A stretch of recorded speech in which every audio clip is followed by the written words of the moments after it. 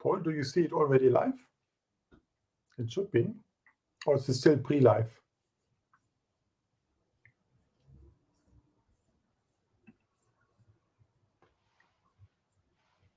Paul, if you could check, I would. I've got my Well done. You're actually live now, Gunnar. Wonderful. Welcome everyone to the virtual book launch of my book, Connect and Act. So today I have the pleasure to have a wonderful crowd from Australia, New Zealand, Asia, Europe, UK, all of those time zones coming together.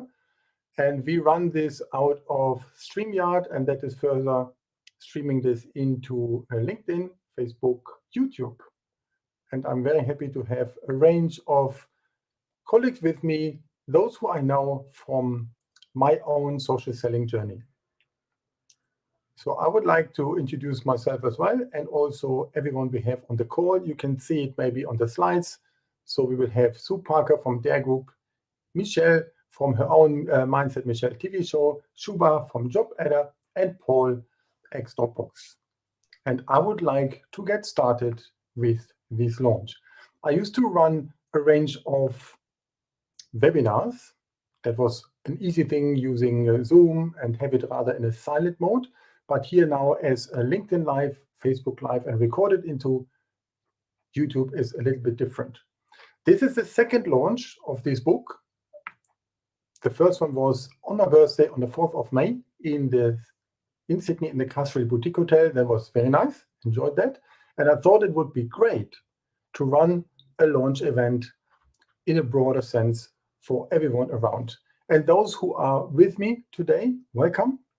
And those who cannot do it for this moment, but you might be able to get the recording and watch it then.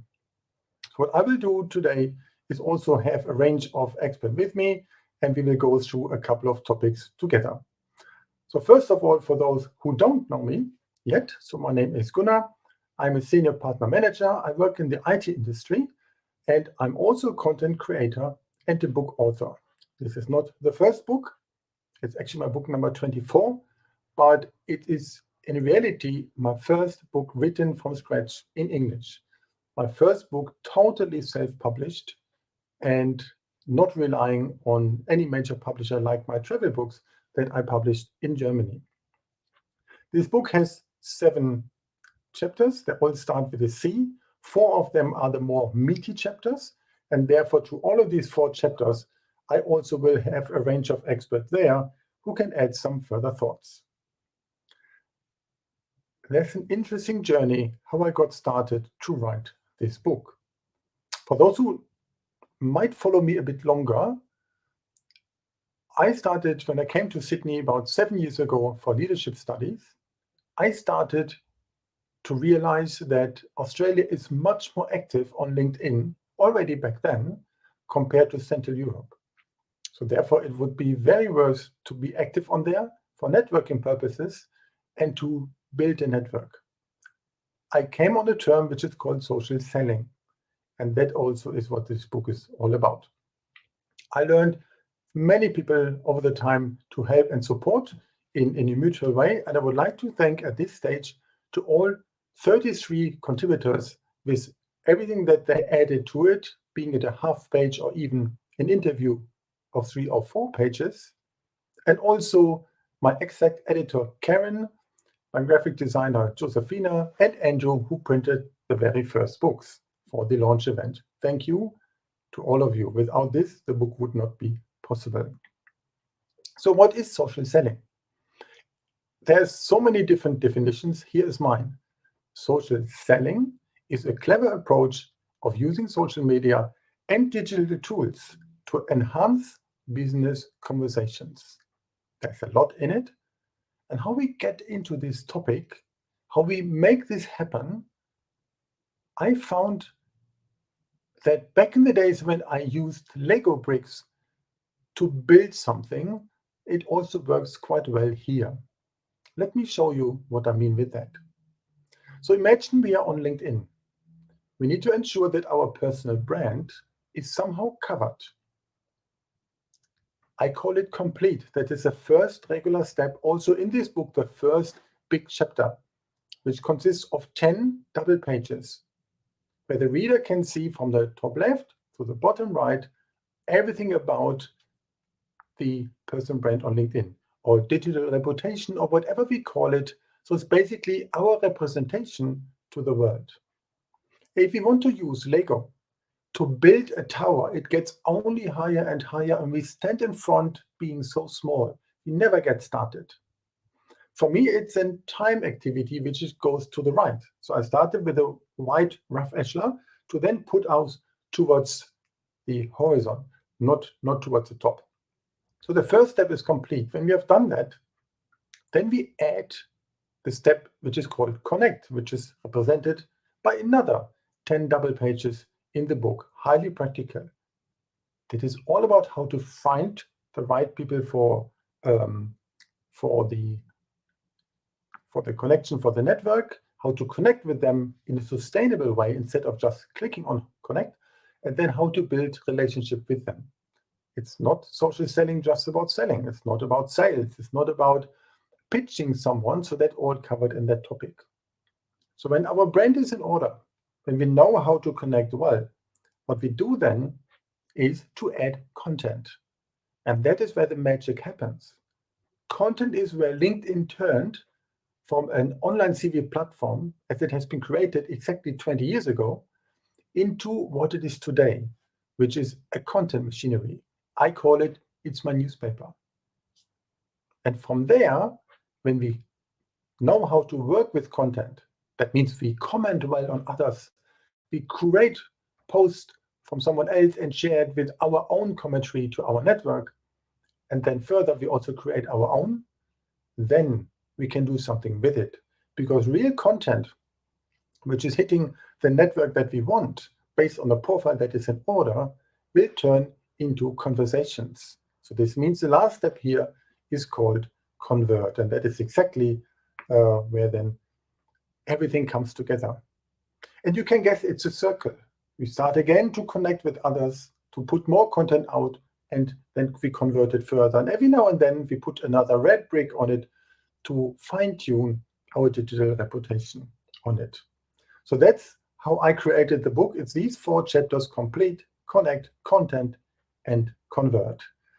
And I'm very happy that I also had the chance to learn from many experts their particular take on these topics. So let's try to do this right now. And I would like to call now Sue Parker. Let me just click the right buttons on this one so that Sue, you will be the first. And I would like to quickly introduce yourself, because I know you for a couple of years, thanks to LinkedIn, as a communications, career brand, marketing, and job search strategist for the DARE group. And I would like also, maybe if you can quickly share your own introduction. Hi, Gunnar. Thank you for having me on, and bravo to you, because putting this together, the book, has been a massive effort. My background is media and marketing, and I've been at it for many, many decades and ran a media recruitment agency. And 7 years ago, the word is pivoted to DARE Group, where I'm now, as you say, a communications, career and marketing agency. And I specialize in LinkedIn and media and the interconnection of other platforms to raise visibility. So I work with individuals and small business owners and consultants in a pretty unique, daring way. Indeed, indeed. And I think what I remember, Sue, you have also a very special take into what social selling means and the whole game on LinkedIn. Yeah, I do. And, you know, when you've asked about social selling, my take on it, it's about elegantly and I use the word elegantly very purposefully. It's about elegantly sharing and positioning who you are and the problems you solve at the intersection of where people are at.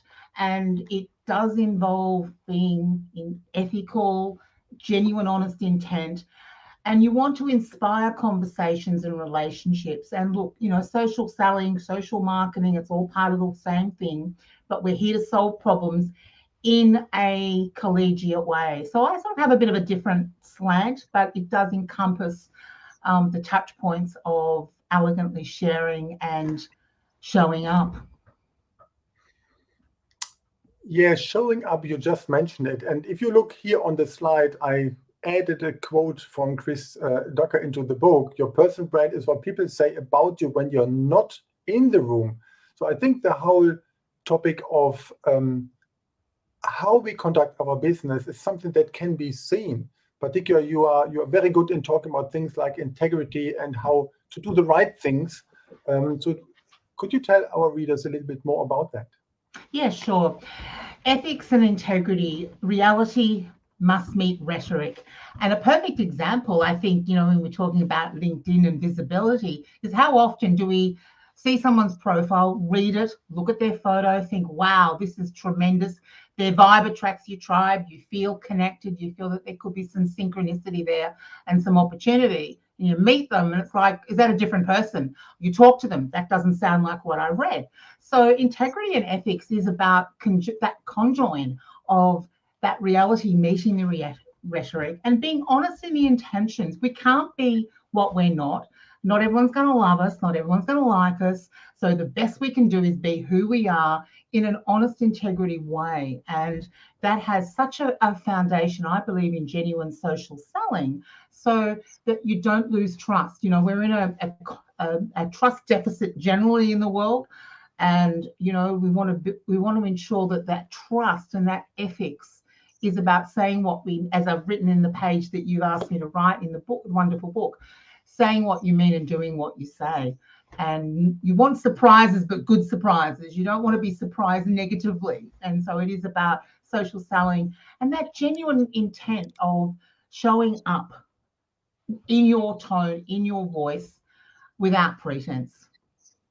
That's a good one. And you mentioned the word trust. So I know the KLT sentence. We like to do business with people we know, like, and trust.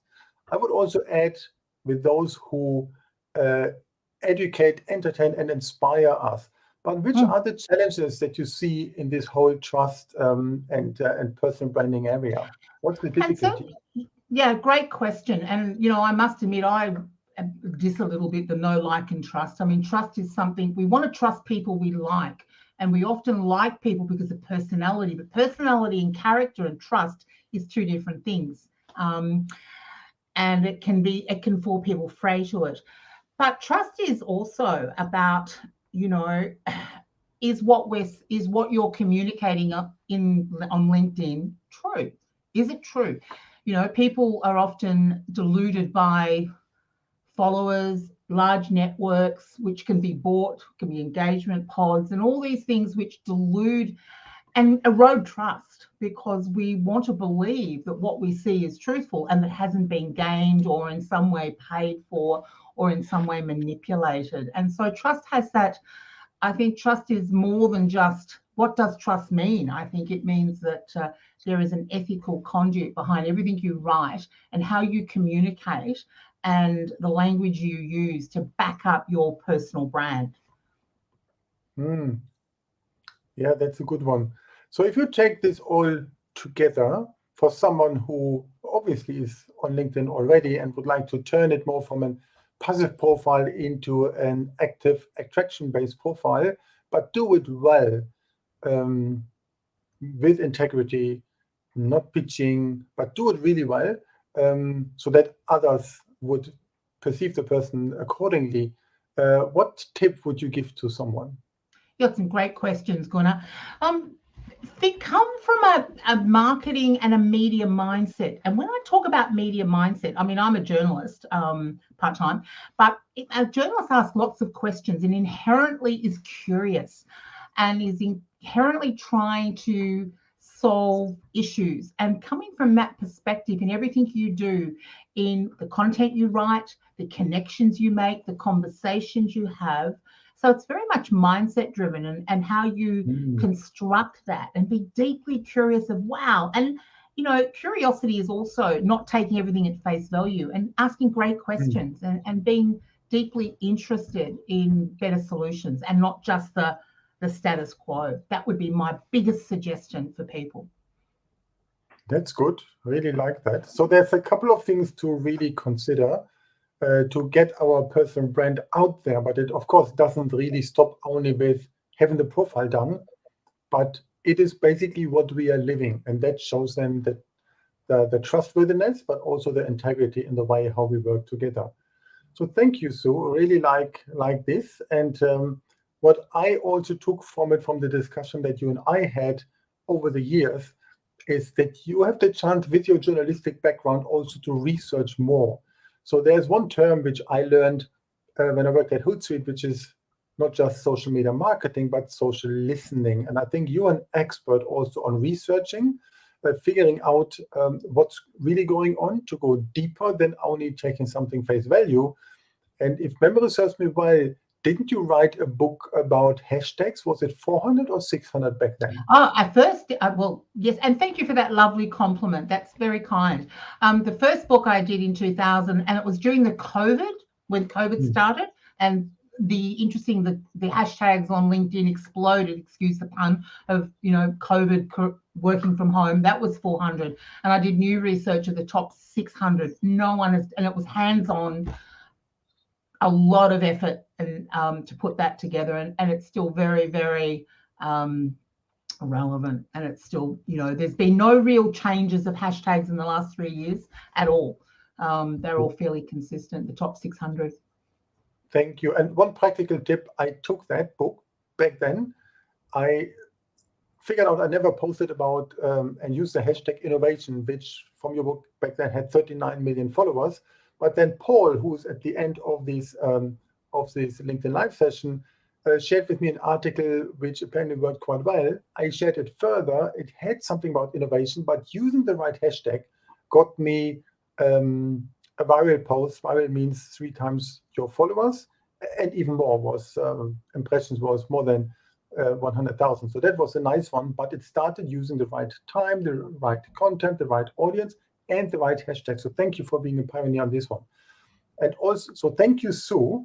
And I would like to hand over now to Michelle, because also for one good reason, Sue mentioned the word mindset. And that shares and reminds me on the fact that, Michelle, you and I know each other from network events here in Sydney, and you have your own series like Mindset Michelle TV, because mindset plays a big role for what you are doing. And also I had the pleasure of being in one of those last year in June, I think. So tell our readers who you are. Hi, Gunnar. Hi, everybody. Thank you again for having me on the show. And I didn't quite hear the beginning bit, but I'd also like to do a welcome to country for any Indigenous viewers. I know it's been Sorry Day this week, so just again to acknowledge the land that we are all here on, wherever that may be. So hi, I'm Michelle Jenner from On Purpose Transformation, and we support people to move from where they are to where they want to be with a specific focus around mindset. We believe that if you change your thoughts, you can change the world. Now, this is really important, as you can imagine, as time has gone by and people with COVID, with this, with that, the amount of stress, the amount of this, the amount of that overwhelming people's lives. It means whether you're a business owner or a high-level executive, stress is one of the biggest inhibitors to your success. And that's what, in a nutshell, we do. The TV show is itself now in its 3rd year. And again, thank you, Gunnar, for coming on the show. It was a real pleasure having you. And the purpose of the show is to keep producing shows and information and tips and suggestions for people. At the moment, we're going out Tuesday, Wednesday, Thursday each week around how they can build their mindset success for themselves. Thank you so much. Yeah, it was really a pleasure to be on that show, but also to learn what other people are doing, which without your show, I would not be able to find. One question, Michelle, what does social selling mean to you? It was interesting hearing what you were talking about earlier, because some of it links into what I was thinking about. For me, social selling is very much about building those personal and professional relationships. You talked about social media and digital tools. Well, the key thing I think there is about the digital tools. So people since the Zoom days and since the more recent times have really started to learn how to build those know, like, and trust relationships in a social selling kind of sense. So every time you go online, whether you know it or not, you are selling yourself. You're selling who you are, what you do, and what you stand for. And whether that is authentic and coming from the heart, or whether that's actually a persona, it's interesting because as people have got more and more used to being in the digital space of sharing who they are, they've become more authentic as time's gone by. Yeah, that's a good one. I totally agree on one thing, especially because you mentioned it's also digital tools. So on purpose, I added that in my definition then, because it's not just only about LinkedIn. Social selling is the art and science to combine various channels together, because also life is different. We are not maybe only on LinkedIn in the right mood, even when we are in the right time on it. So therefore, it's a way to find out and learn more about the other person. So that's also an important thing. You can see here the quote that I added there from Michael Jordan: talent wins games, but teamwork and intelligence wins championship. And I think that plays an important role over here. But very often we see people active on social media, be it those in a B2C contact on Facebook, Instagram, or those more on a professional level on LinkedIn and Twitter. And I have the feeling that many of them are still playing it more egoistically, and they are basically rather pitching only their services in a one-way street. What do you think are the biggest challenges in your view as you're active on social media? The biggest challenge that I see over and over again, whether you're being spammed with, hello on LinkedIn, buy my services, etc., from people you've never met and never had a conversation with, through to what you were talking about with salespeople, perhaps being inauthentic to get the sale. What I see over and over again is that this disconnect, that people haven't quite connected yet. I mentioned that we've had a huge uptake in digital tools, but they haven't quite realized that online is similar to offline. So the key thing and the key challenge is to bring in, and of all things, it's going to sound funny, but dating. So when you first meet somebody, you don't go, hello, my name's Michelle, will you marry me? And sometimes the relationships in a digital sense can feel like that. You go, hello, my name's Fred, Tom, Mary, and then the next sentence or the next email is, will you marry me? As opposed to, will you catch up with me for a coffee? Will you go for a walk? Will you go to a movie? Will you this? Will you that? So I think the biggest challenge can be how to authentically, still with that selling purpose in mind, reach out, but recognize that what you're doing is you are building a relationship, just like a dating relationship or any other offline relationship. And that takes time. So you want to spend that time, invest the time, getting to know the person and building that trust, like, and know relationship, so that those people don't feel like there's a disconnect, that you've gone from, wanting to hold my hand to wanting to jump in bed and missed kissing or something like that.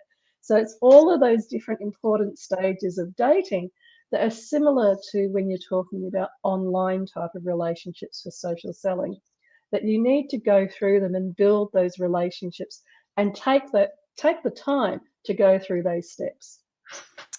It's a very good point, especially when having a mindset of a giver's gain mentality instead of this is what I need from you. That at least also helped myself when I came to Sydney in May 2016, 7 years ago, on about studying leadership with the intention to go back to Switzerland and then find my next role over there. I realized also, thanks to the network I built and listening to people, that it's actually awesome to live here. So, and I didn't ask them, can you help me to find this job or something like this? That only came later, but rather how to understand the challenges that people have here. And if someone asked me for help, not simply to say, this is how we do in Switzerland, this is how you need to do as well, but rather listen more, And that also helps me later when creating content, because in a way you need to first listen to something, finding out what's there before you can write. And that's an important topic. But particularly from the mindset point of view, is there any tip you can give our readers and watchers from a social selling point of view, given all the experience as a network expert you are? I think the key tip that I would give for people today is around stories. So whether you're talking about trust, relationships, or this or that, what we're talking about at its most fundamental sense is that people from the beginning of time have used stories to connect, to tell their children, to tell their guests or people, like you were saying, that have come to Australia from overseas, about the culture, about the way of living here. So in terms of the mindset element of that, it's two parts, because there's the stories we tell ourselves internally, and there's also the stories that we tell other people in terms of social selling. So it's important when, especially for women watching, to actually step up and to, dance like no one's watching and all of those funny cliches, but to actually lean into a mindset of, when I'm social selling, I am the expert, I am this, I do know what I'm doing, and authentically be a bit more brave and be a bit more courageous about selling who you are and the wonderful human being that you are. The second side of that is the stories, and when you're hearing people's information, to actually really listen in. Listen in, and with that mindset of, what is the story they are telling me about who they are, what they do in their life, and what is relatable. So when they talk, what is it that you can relate to? What is it you can add to? Or, like you were saying, give back in some way. I have a great example where many years ago I set up a group and I was helping them to learn how to pitch. And one of the key things in the pitch story that I was helping them with was helping them to learn how to ask. It might sound like the simplest of things, but it was helping them to, at the end of saying, "Hi, I'm Michelle, this is what I do, and I'm looking for help with blah." Now, people may not always be able to help you, but you've asked, and if they can help, great, and if they can't help, that's great too. But it's part of that pitching and that story of being able to connect and say to people, this is who I am and this is what I do. But also then at the end to ask from that heartfelt way, how can I help you? And how this is how you can help me. So to keep that conversation going, keep those stories going, that would be my key tip, is to really lean into what stories are you telling yourself and what stories are other people telling you, so you can connect with them and be relatable to them. Thank you so much, Michelle. You also mentioned one very important word, and that is help. So in my understanding, when I learned English, the word selling in old medieval times rather comes from helping someone, and then maybe as a consequence of a good job, I made some money, but at the end it's more about helping. And that is, if you put this as a mindset, it's not just social selling from a pure hardcore sales point of view, but rather social helping in that way. And that only works with a genuine connection, just as you mentioned. So really like that. Thank you so much, Michelle, for this one, for everything that you mentioned. And I would like to now hand over to Shuba when we talk about content. So I hope, Shuba, you are with us and live. Can't see you yet over there. So the next person for me here in the call is Shuba, who's a partnership manager for Asia Pacific at JobAdder. And the good thing, what I like, I looked into the content what Shuba has been writing on LinkedIn. We started to engage because we both are in the partnership game. So in the sense of having that person in the middle that we can connect with others to complement the solution. Therefore, we engage a lot about it. And that's why I found it very, very nice also to meet you one day and then later to see your contribution to the book. Thank you for this one. So Shuba, tell everyone more about yourself, please.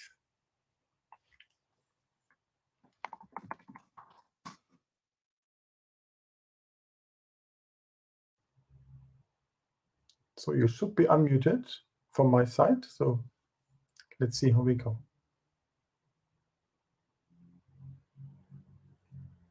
So that is a little bit of a technical topic here at this moment.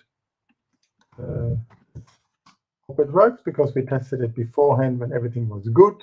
Now I see you again. We just can't hear you yet.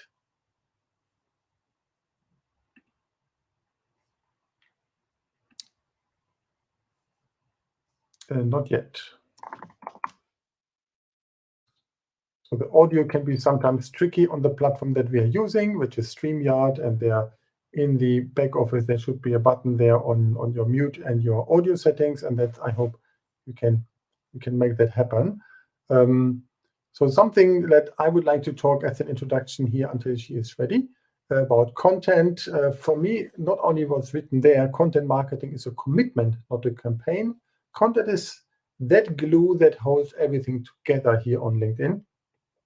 And that is the difference from being an online platform into making it a kind of a content machinery. It's not just online CV, it's not just a Rolodex of people, but it's something completely different. And that comes from the fact when one day LinkedIn acquired a platform called Pulse. One moment. So it looks like Shuba is frozen at this moment in her screen. So maybe Paul, maybe let me start with convert first, and then we take it with Shuba afterwards, if that is fine. Just switching around. So Paul, now I have you on here. Let me switch on the slide. So therefore, the topic, when we have our profile ready, when we know how to connect with people and the contact game we know, we need to do something with it. And as usual in communication, here's this famous quote from George Bernard Shaw: the biggest problem in communication is the illusion that it has taken place. So Paul, I remember then you joined my social selling meetup group in Sydney in 2019 in the first session. You then joined Dropbox, and in the meantime, you moved on in other companies on software as a service platforms and artificial intelligence. So please, the stage is yours. Thank you so much, Gunnar. Hi, everyone. Thank you so much for having me, Gunnar. It's a real pleasure to see you. And I love all of our interactions and discussions, both online and offline. Also thank you for giving me a chance to be here in front of your distinguished guests. So when it comes to conversions, from working in marketing for so many years, it's the number one goal, right? I remember when we first started in marketing, it was a really interesting mix of let's do some branding, let's do some advertising, but then conversions. Yeah, well, we've got a team of salespeople that can do that. Moving forward to today, and everything is about conversions. So you would run campaigns on LinkedIn, on Facebook, on Google, on every single platform, and it can give you all the data you ever want or need. The problem is sometimes too much data, and how do we interpret that data, right? So, but in going there, it's a beautiful thing for us marketers, because at the end of the day, we can go hat in hand to the board. We can go hand in hand to the business and be like, see, my campaign is converting, so give me more money, and also I need more stuff so we can continue the business growth. However, from a sales perspective, I think the biggest problem is it's actually disconnecting people, right? So what I mean by that is we are trying to digitize and we are trying to mechanize, if it's a good way of putting it, the whole sales process. And I love that quote that you mentioned, Gunnar. It's all about helping one another. It's all about building those relationships. And also, from being a business owner myself, and as an entrepreneur, I still have some of my first clients reach out to me after many years and be like, "Hey, Paul, you're still in the business. I still require your services, right?" And not only from my end, it was great to have people and to help people. And I think particularly for one of the reasons why people come back is because I have something which is called a consultative sales approach, which is I try to dig deep into the problems of those people. I try and understand their business, and I offer honest solutions. I love the comments that we were made earlier today about being honest, about understanding. One of the funniest things that actually the pandemic has created with some of the SaaS organizations is that they oversold during the pandemic. So everyone wanted to digitize immediately. Like, oh my God, pandemic's happening. We're closing the offices down. We need digital tools, right, to continue the business. And what happened is now the pandemic is over. A lot of businesses are having issues Yeah. with unused licenses. It's not that they're being dishonest, but it's at the end of the day, is it in the best of interest of the customer, right? Um, and what I love about social selling is that it actually uses different digital platforms in order to be able to engage with customers, with your future relationships at mass, right? So you Yeah. go to an event, you meet, maybe you can interact with 10, 15 people, but like you said, Gunnar, you publish something really interesting and you use the right hashtags and you write interesting content. Hundreds of thousands of people can see it, interact with it, love it, pass it on, share it. And it's at the end of the day, it's also about personal branding, right? So when you go back into personal branding, what does that mean? It actually means that you represent something of value, something that people want to learn something from you. And I've got nothing against Instagram and TikTok, but honestly, a lot of times a lot of that is like just not there. I mean, Yeah. it's Thank you, Paul. You already answered my second question about your view on selling, so that's good. we think the There- same, Gunnar, you and I. yeah, there's one interesting thing. So if you take something in a more black and white topic, I say marketing talks to an audience, sales talks to an individual. So from a social selling concept, if you take all of the four C's I went through, on the personal brand, on the connecting and the converting, it's more or less a sales activity because it's towards individuals mostly. And the content part has more a marketing component. What I only see often is that marketing departments are those in a company who would ask then salespeople to share content, which then doesn't hit necessarily a sales mindset. So, what do you think are the typical challenges, particularly on the angle of marketing between and sales? What do you think?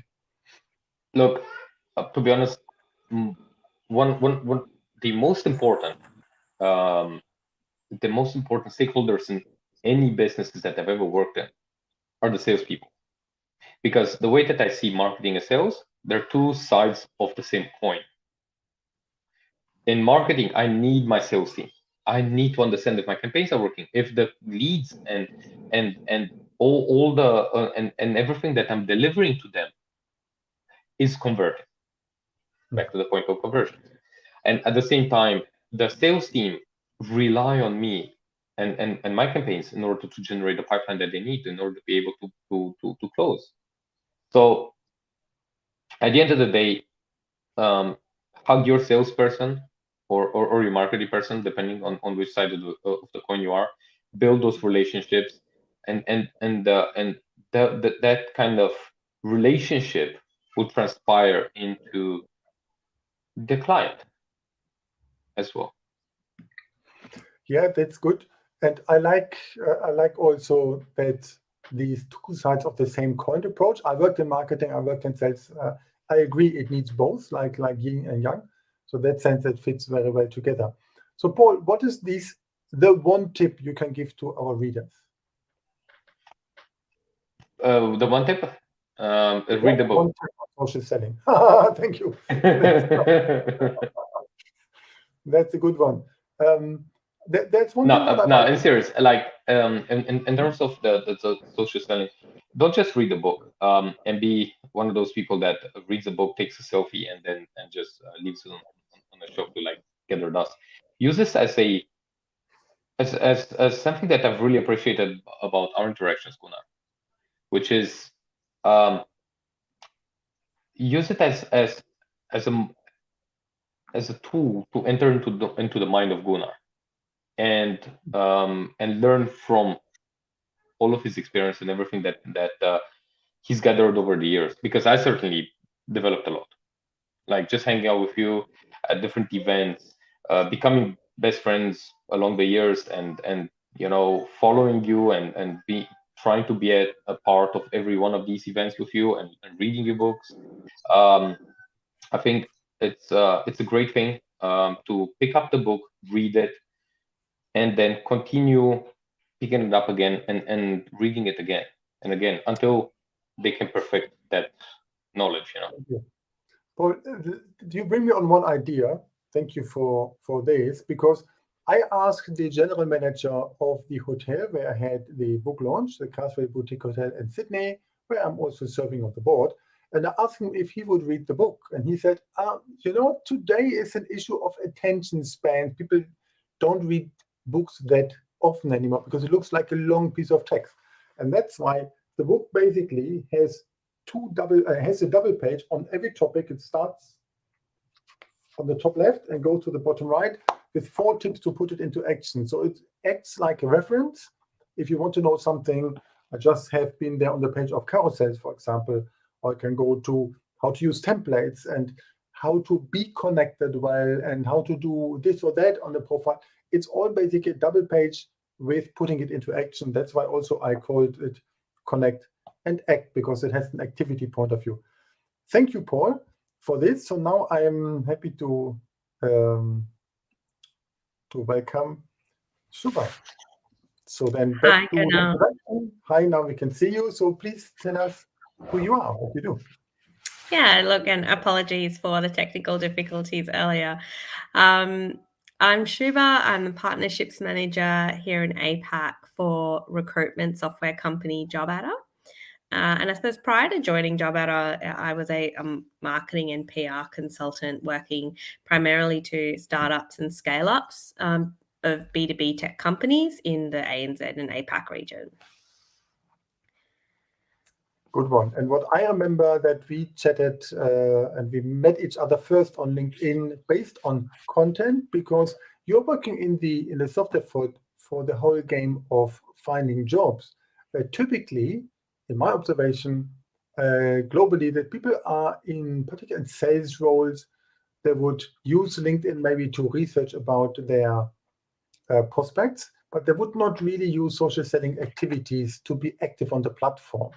I really like the way how you work on the content area. So then that is really something that stands out and that also brought us together.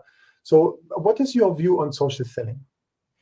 Yeah, that's a good point, Gunnar. Like, to me, social selling is really all about connecting with people, on a social media platform. So it's about connecting with people based on a mutual goal or a shared experience. And it's about showing how you can solve for a specific pain or a problem for someone. And that gives that person a reason to engage. All of the people that I've connected with, throughout my career, any of my businesses or jobs, it's really been because we've connected on a particular issue. We have a shared, view about industry or view about technology, for example, and this is what's connected us. So to me, I really bring the social to the content, but the way I see selling, it's about problem solving. I suppose it's about solving for that pain. Yeah, that's a good point. I like that. Problem solving, helping others. Very good. How would you then see challenges in this regard? What you observe in the market, particularly in your industry? Yeah, I think looking at the technology industry, one of the challenges is that people see it as being a very serious, and you're from a similar industry, Gunnar, and have been in the industry for a very long time, and you probably share this in that people see technology as something very serious. It's nuts and bolts, and it's big algorithms, it's big machinery. So it's a serious business. It's an expensive business, but I think no matter what the business, you're also dealing with people. It's people who are buying technology, people who are actually utilizing technology to work and implement in their jobs to make things more efficient, more productive. And solve big problems. So the key challenge that I see is that, I suppose, that social media, or particularly LinkedIn, we're talking about LinkedIn as a platform where we all connect and I suppose implement our social selling skills, is that the content can become either really stale, and then that becomes very inauthentic. I see that the content can be unclear. You start either looking at others across, and then it becomes very similar. That makes it inauthentic. It doesn't bring in your personality. This is where what you were talking about earlier with Sue about brand and, having that complete picture, it doesn't come across in the content. And that's because we're too busy looking over our shoulders and looking at what other people are doing. I think this is where authentic content can really bring out your personality, whether that's a brand or a person. So, yeah, I think that's what I see as being a key challenge. Good one. Thank you. Yeah, you're right. If people try to copy someone else, then you would recognize it's not that person, actually, and it's also not very creative. And still, according to a statistic I remember from end of last year, only maybe between 2 and 4% of all LinkedIn members are actually really active in post content. 96% are not. So then there's still kind of good room for us. So what would you give as a tip, especially on finding your voice on LinkedIn in creating content, being it just commenting or crafting your own post? What is for you the one big tip you would like to give to someone? The one big tip I have is stay the course. So, and this is a tip I have for nearly everyone I meet who's interested in doing content on LinkedIn or any other platform. It's, you will get sick of your content before others. So, we know in our brain that we need at least 14 to 21 times that we need to see a message before it gets into our brain. That's for a brand. It is the same for any message. And so it's really important to have a structured plan and stick to that content, stick to that message, find different ways of talking about the message, because you'll find that it'll develop a life of its own. It'll develop in itself, and then it will reach different people. So that's what I would say, is that stay the course. So, yeah.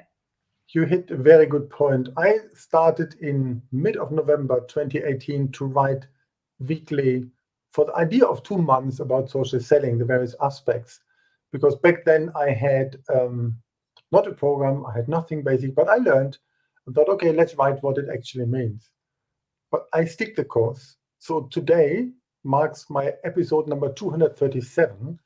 And yeah, of course, I should not get bored by myself doing this, but I try to always change it in a certain way. So now adding carousels from next week on the series as well. So it's a good idea, particularly on the consistency on it. So thank you so much for this. Thank you, Shubha. So then what I would like to now say as well, a big thank you also, and let me maybe add some of more change this. So then when I had the chance to write the book, which also 42 double pages, also had to stay the course, as you just mentioned, Shubha, to keep it down. And it was a big pleasure to launch this on my birthday, which also marked the 7 years of coming to Sydney. And I had 3 people who I met that exact same day, 7 years before who also came to the event. So that was awesome. The book has 42 of these double pages. Why 42? Anyone knows? That is the famous question from the movie Hitchhiker's Guide to Galaxy, or the book about the meaning of life. And that actually I thought I would have 42, but there were a couple of more, and I also didn't turn 42. But it was a big pleasure to put it together, and I really like that. What I also would like to add to the topic of social selling, I call the book Connect and Act on Purpose. It's about how to connecting and also act on it. Acting like action, not necessarily to play a role which we are not. That was not the purpose of using the word act. And funny enough, before I came on the title, I already had this as my media company logo, which you can probably see here on the LinkedIn Live on the top right corner. That already has been there for quite a while. I wanted to call the book Collect or Connect, like a question mark, because I see so many people who are only trying to get a big audience, but maybe the wrong audience, and that doesn't help either. So therefore, I'm happy that I got the right audience here into that event, and today as well live, and another one on my Friday and American Thursday, given the network I built over there. So, and the good thing happened, and now this is the left-hand side, number 7 cabinet, where all of the last topics in the book are located. Thank you to all of you and everyone who helped me to achieve this famous title called Amazon Bestseller Author. So as soon as the book came out on Kindle on 16th of May, I think a good week after, it apparently hit #1 for social media for business and social media overall in my target market in Australia. Feels good. It's really nice. It's lovely that I had the chance for getting that. And of course, writing a book, it doesn't stop there and getting a title and that's it, but rather Connect and Act is a topic and theme that gets me ongoing for the next couple of weeks or months in my series Social Selling Monday. I might tweak it a little bit because the initial target was I grab the best of the first 100, put it in an ebook, done over the weekend and finish. But I realized the topic is so broad and it only works as a collaboration with others. And I think that was the key thing for this book, that I had the chance to have so many voices who also accompanied me through the year on the journey and who also added their content. So the question that somebody would ask, where would I get this book? So the first thing, the t-shirt here on the picture doesn't exist yet, but I love this type of photos. But for those who would like to obtain either as an ebook on Kindle or paperback or even a hardcover, they're all available on Amazon. Bookstores will come in June as well, and therefore also the EPUB format. But so far we have these in those 6 markets and some more. So if somebody would like to obtain the link, just click the QR code and then you have it. I will also share it in the comments of this session today. And I know some of you asked also for a signed paperback, so there will be a link within the website of the book, connectandactbook.com, to order also a signed version. I'm happy to sign all the books here. And also for those that's maybe not so visible yet, for everyone who's ordering a book and has this, it might be handy, in addition to the paperback hardcover, so print, or in addition to the Kindle or ebook, to also have a PDF version, because then the full layout is visible and useful. So there is a little hint in the book, in the very back of the final version, in the About the Author section. And there it says what to do to go which part of the website, where when you own the book, you find a secret word, and that gets you the PDF to the book for free because you already own the book. This hint is not in the first pages, because that would be visible typically as a preview, but it sits somewhere towards the end. So that's another way how to get some kind of content from that and to use it. The book will also get one thing. I ask myself on a topic like this, which is so much changing all the time, and LinkedIn is adding features and is reducing some as well. So what to do with it, how to get it updated. So then over the course of the next couple of weeks, I will complete the landing pages. So each and every double page has a landing page with its own QR code where you could get on, and there I would have maybe further examples or maybe a concrete screenshot or an example of a template, how to invite or get invited. So that I'm building them out so that soon they are fully completed. And that's the way how I keep the book updated for the future as well. So this is what I wanted to share about the book, Connect and Act. If anyone has any question, please feel free to ask, put in the chat, being it on Facebook, LinkedIn, YouTube, before and after. Thank you for some comments which I already saw. And the beauty of it, when I saw who also who registered for the event, there are some of you who I worked with in the very past. I see also Beat and François, who I worked with in HB and back in good old days from 99, 2004 onwards. And from all those who registered, there's even Stefan, who and I, him and myself, we went together in kindergarten. That's so awesome to see that a true connection can work even across continents. And thanks to social media like LinkedIn and all of the others, it's a chance to see what the other person is actually doing.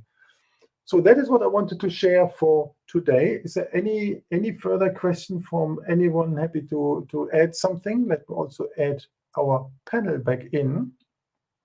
Adding Sue, adding Michelle, adding Paul, adding Shuba, having you all here.